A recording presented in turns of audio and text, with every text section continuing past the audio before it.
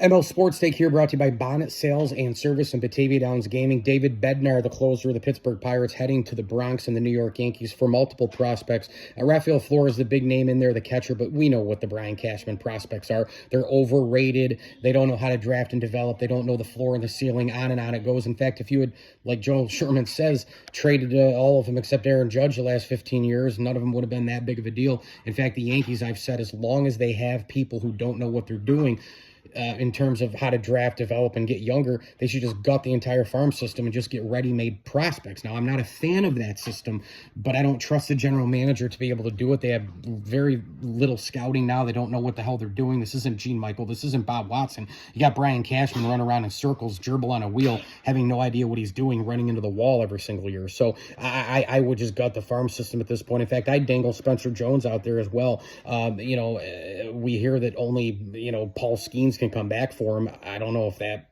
really should be the end-all be-all in that case. I mean, I'm sure they'll ruin Spencer Jones as well. So to me, you needed another reliever. This bullpen is taxed. They're tired. They're really brutal right now.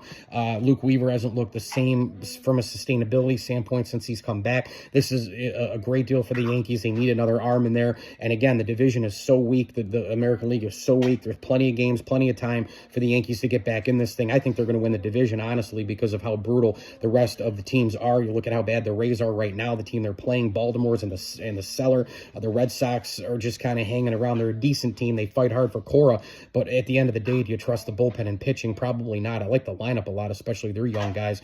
And the Toronto Blue Jays, I think they're a good team, but I don't think they're even anywhere near as good as the heater that they were recently on the last month. So let's see what happens here as Bednar heads to the Bronx. Mike Lindsley here in ML Sports Take, brought to you by Stanley Law Offices, Burn Dairy, and Brewerton Ace Hardware.